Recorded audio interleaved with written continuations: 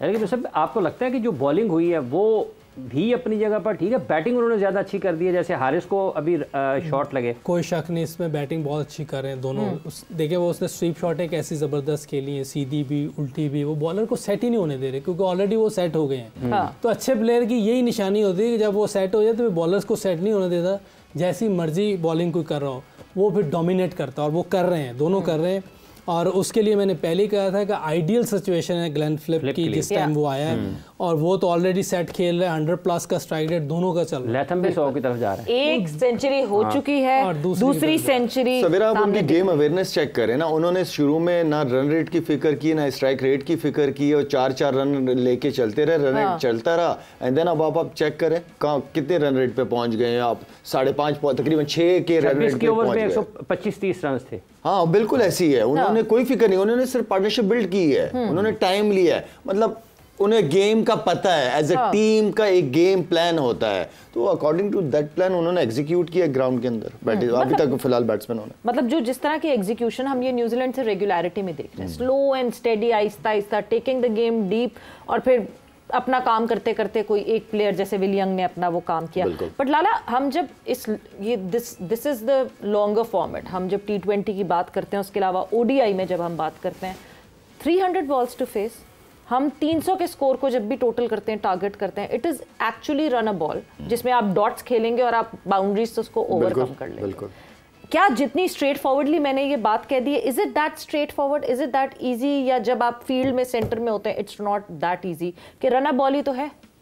सवेरा आपके लिए ना, अब आप जो काम कर रही है ना, ये कोई और काम नहीं कर सकते, क्रिकेटर नहीं कर पाएगा ये काम, तो हर एक को अपने काम में हुनर होना चाहिए और हुनरमंद होता है, ठीक है ना। तो हमारे ये बैट्समैन काबिल हैं, वो जो हम बात करते हैं ना कि सेल्फ बिलीव, यार अपने ऊपर बिलीव रखो ना। लास्ट साउथ अफ्रीका के खिलाफ जो हम मैच जीते हैं,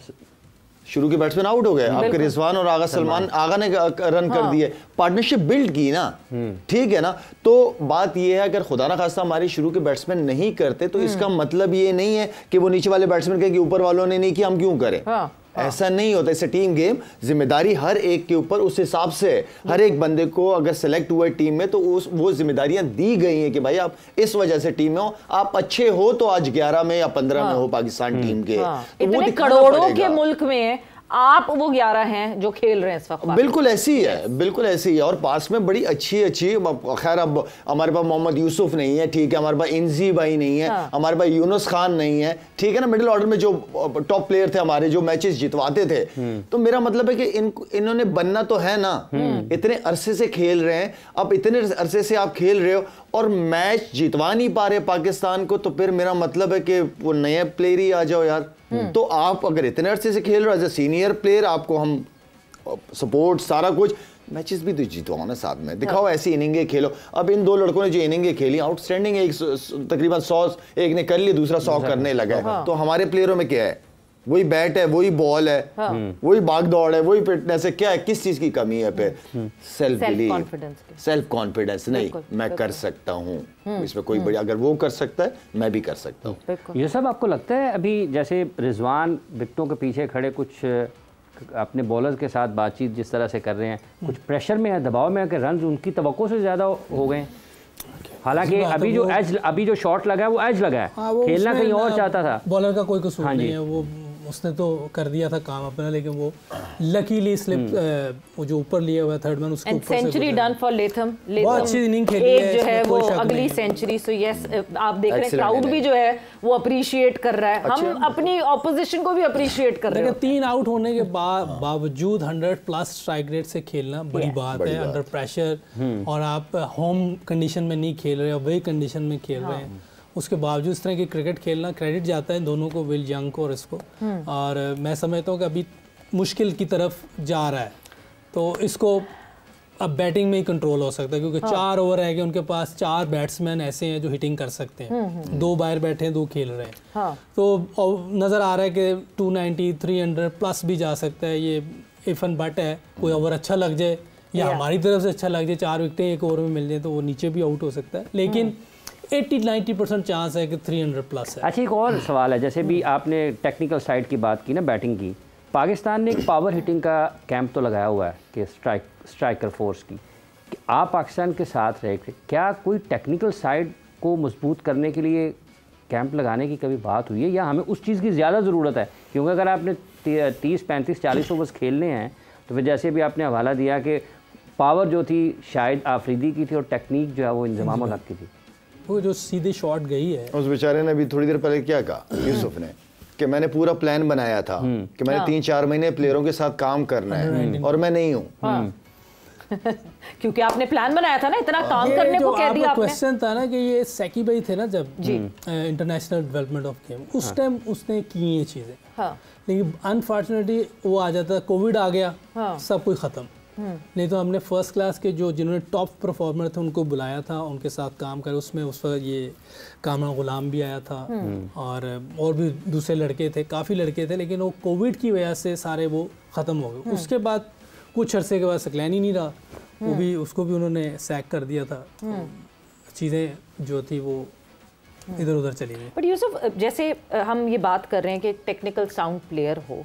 अगर तो एक प्लेयर टेक्निकली साउंड नहीं है और आप उसको पावर हिटिंग सिखा रहे हैं, तो at the end of the day वो जो हम एक क्रूड लैंग्वेज में कहते हैं वो लपाड़ा मारने वाला ही बैटर बन जाए। अब देखिए ना, वो फिर मुश्किल हो जाती है, वो आप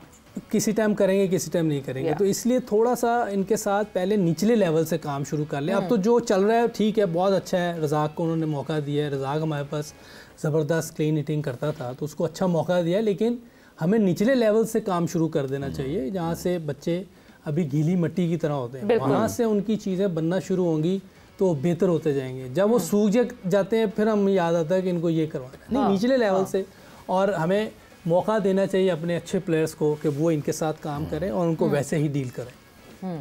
बट लाला, रिजवान की एक थोड़ी सी अगर हमें ऑब्जर्वेशन देखते हैं, एक कैप्टन हमेशा कहा जाता है जो कैप्टन विकेट कीपर होता है उसके पास फुल व्यू होता है, वो सबसे अच्छा डिसीजन मेकर होता है इस पॉइंट से कि डीआरएस पे जाना है, डीआरएस पे नहीं जाना है। In the recent times we have seen K Rizwan बिल्कुल अलूफ रहते हैं उसको डीआरएस को लेकर, उनको समझ ही नहीं आती। अभी भी टॉम लेथन वाज ऑन 41 और वो एक डीआरएस लिया गया ऑन